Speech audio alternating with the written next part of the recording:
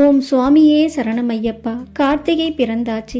கார்த்திகை பிறந்தாவே ஐயப்ப பக்தர்கள் அனைவரும் பெரும் ஆனந்தத்துடனும் கொண்டாட்டத்துடனும் மாலை அணிந்து ஐயப்பனுடைய தரிசனத்திற்காக விரதம் இருந்து ஒரு மண்டலம் விரதத்தை கடைபிடித்து தன் வாழ்க்கையில் இருக்கக்கூடிய இன்ப துன்பங்கள் எல்லாவற்றையும் மறந்து அவர்களுடைய மனதில் ஐயப்பனுடைய தரிசனத்தை மட்டுமே நிலைநிறுத்தி 18 படிகளை கடந்து சென்று அவர்கள் அந்த ஐயப்பனுடைய பேரொளியை பேரழகை அந்த தரிசனத்தை காணக்கூடிய பேரின்பம் வேறு எதிலையுமே இல்லைன்னு சொல்லலாம்.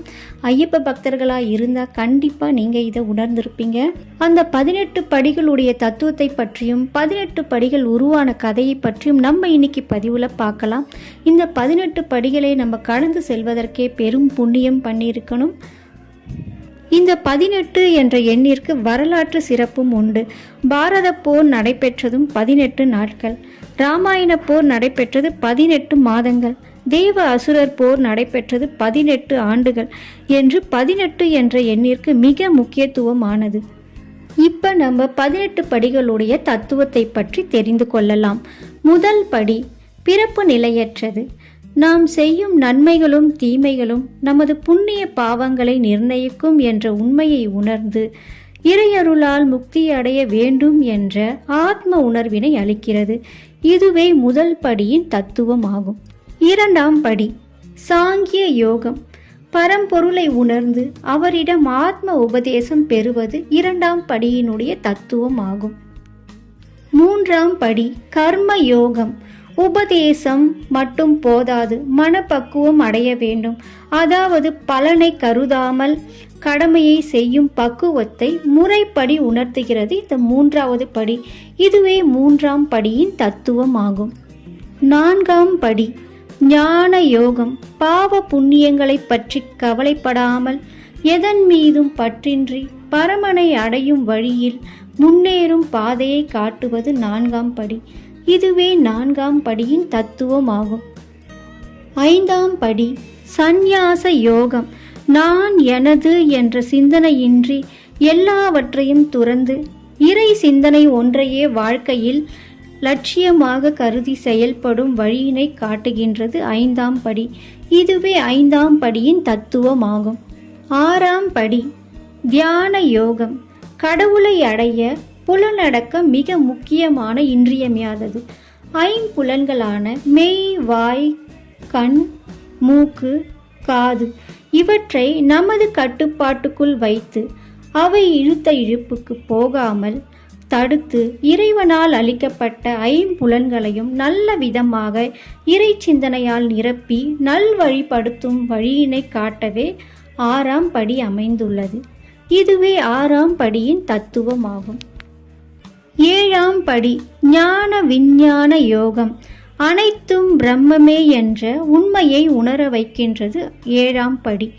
இதுவே ஏழாம் படியின் தத்துவம் ஆகும். எட்டாம் படி அசேர பிரம்ம யோகம். எப்போதும் இறை சிந்தனையில் மூழ்கி வேறு சிந்தனைகளற்று இருப்பது எட்டாம் படியின் தத்துவம் ஆகும். ஒன்பதாம் படி ராஜ வித்யா ராஜருக்ய யோகம். கடவுள் பக்தி மட்டும் இருந்தால் பயனில்லை. உண்மையான பக்தி ஆன்மீகத்தை உணர வைத்து ஏழையின் சிரிப்பில் இறைவனை காண வைப்பது ஒன்பதாம் படியின் தத்துவம் ஆகும். பத்தாம் படி விபூதி யோகம். அழகு, அறிவு, ஆற்றல் என எத்தகைய குணங்களை கண்டாலும் அதை இறைவனாகவே உணர்வது 10ஆம் படியின் தத்துவம் ஆகும். 11ஆம் படி விஸ்வரூப தரிசன யோகம். உலகில் ஆண்டவனையும் ஆண்டவனில் உலகத்தையும் பார்க்கும் மன பக்குவத்தை பெறுவதே 11ஆம் படியின் தத்துவம் ஆகும்.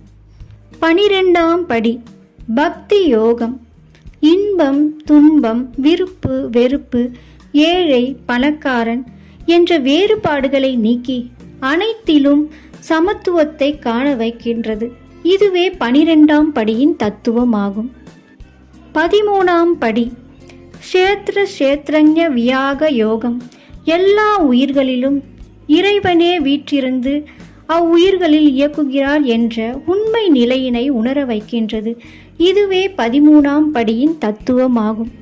14ஆம் படி குணத்ரய வியாக யோகம்.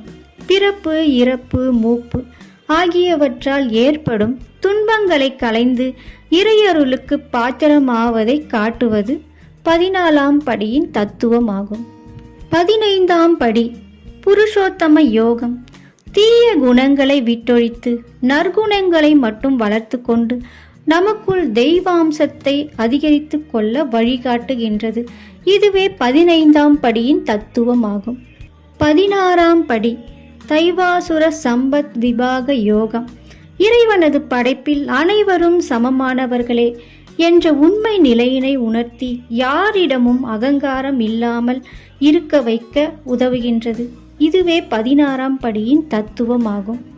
17ஆம் படி சரத்தாத்ரய விபாக யோகம். சர்வமும் பிரம்மமயம் என்ற நிதர்சனத்தை புரிந்து கொண்டு பிரம்ம ஞானம் பெறுவதற்கு வழிகாட்டுவதே 17ஆம் படியின் தத்துவமாகும். 18ஆம் படி மோட்ச சந்நியாச யோகம். 18 படிகளையும் படிப்படியாய் அடியெடுத்து கடந்து வந்தால் நம் கண் எதிரே காட்சி தரும் மணிகண்ட பிரபு பேரொளியாய் தரிசனம் தந்து நமது வாழ்வுக்கு வளம் சேர்ப்பார் என்பதே ஐயப்பனின் 18 படிகள் நமக்கு உணர்த்தும் தத்துவமாகும். அவ்வாறாக கோவிலை சுற்றியுள்ள 18 மலை தெய்வங்களையும் குறிப்பதுதான் இந்த 18 படிகளாகும். அவ்வாறாக அந்த 18 படிகளில் வாசம் செய்யக்கூடிய தெய்வங்கள்: முதல் திருப்படி சூரிய பகவான், 2ஆம் திருப்படி சிவன், 3ஆம் திருப்படி சந்திர பகவான், 4ஆம் திருப்படி பராசக்தி, 5ஆம் திருப்படி அங்காரக பகவான், 6ஆம் திருப்படி முருகன், 7ஆம் திருப்படி புத பகவான், 8ஆம் திருப்படி விஷ்ணு, 9ஆம் திருப்படி வியாழன் அதாவது குரு பகவான், 10ஆம் திருப்படி பிரம்மா, 11ஆம் திருப்படி சுக்கிர பகவான், 12ஆம் திருப்படி லக்ஷ்மி தேவி, 13ஆம் திருப்படி சனி பகவான், 14ஆம் திருப்படி யம தர்மராஜன், 15ஆம் திருப்படி ராகு பகவான், 16ஆம் திருப்படி சரஸ்வதி தேவி, 17ஆம் திருப்படி கேது பகவான், 18ஆம் திருப்படி விநாயக பெருமான். இவ்வாறாக 18 படிகளில் 18 தெய்வங்கள் வாசம் செய்வதாகவே சொல்லப்பட்டிருக்கு. இதில் கவனிக்கப்பட வேண்டிய விஷயம் என்னன்னு பார்த்தீங்கன்னா, ஒற்றை வரிசையில் நவகிரகங்கள் தேவர்களாகவும், இதில் கவனிக்கப்பட வேண்டியவை என்னன்னு பார்த்தீங்கன்னா, ஒற்றைப்படை வரிசையில் நவகிரக தெய்வங்களும் இரட்டைப்படை வரிசையில் தெய்வ குடும்பங்களும் வாசம் செய்வதாகவே சொல்லப்பட்டிருக்கு. அதனால தான் சபரிமலையில் படிப்பூஜை வெகு விமர்சையாக கொண்டாடப்பட்டு வருகின்றது.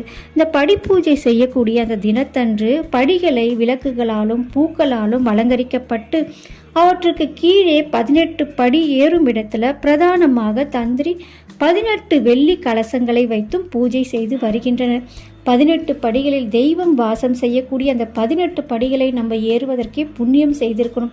நம்ம அந்த சபரிமலையில் அந்த 18 படிகளை ஏறி ஐயப்பனுடைய தரிசனத்தை கண்டு ஐயப்பனுடைய அருளால் புண்ணியமே கிடைக்கும்.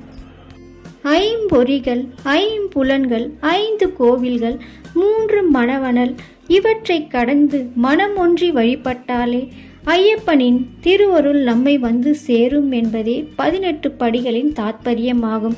ஐயப்பன் தன்னுடைய கருவிகளை கொண்டு 18 படிகளை உருவாக்கியதாக கூறப்படுகிறது. அந்த 18 கருவிகள்: 1 வில், 2 வாள், 3 வேல், 4 கதை, 5 அங்குசம், 6 பரசு, 7 பிந்தி பாவம், 8 பரிசை, 9 குந்தம், 10 ஈட்டி, 11 கைவாள், 12 பாசம், 13 சக்கரம், 14 ஹலம், 15 மழு, 16 முசலம், 17 முன்தடி, 18 கடுத்துவை ஆகிய 18 போர்க்கருவிகள் ஐயப்பன் தன்னுடைய 18 படிகளாக உருவாக்கியதாக கூறப்பட்டிருக்கின்றது. அந்த 18 போர்க்கருவியில் இயந்திரங்கள் 5, புலன்கள் 5, கோஷங்கள் 5, குணங்கள் 3. இவ்வாறாக 18 படிகள் ஐயப்பனுடைய போர்க்கருவியால் உருவாக்கப்பட்டதாக சொல்லப்பட்டிருக்கு. ஐயப்பனுடைய 18 படிகளை கடந்து சென்று ஐயப்பனுடைய தரிசனத்தை காணக்கூடிய அந்த பேரின்பம் ஐயப்ப பக்தர்கள் ஆகிய அனைவரும் 18 படிகளை கடந்து செல்கின்றோம். அதற்குண்டான தத்துவத்தை பற்றியும் நம்ம தெரிந்து கொண்டு அதன்படி வழி நடந்து ஐயப்பனுடைய தரிசனத்தை கண்டு ஐயப்பனுடைய பேரொருளை அடைந்து நம் வாழ்வில் எல்லா இன்பமும் பெற்று வாழ்வோம் என்று வேண்டுகிறேன். இந்த பதிவின் மூலியமாக நீங்கள் 18 படியினுடைய தத்துவத்தை பற்றி தெரிந்து கொண்டு இருப்பீங்கன்னு நினைக்கிறேன். இந்த பதிவு பிடிச்சதுன்னா வீடியோக்கு ஒரு லைக் கொடுத்துக்கோங்க. நன்றி, வணக்கம்.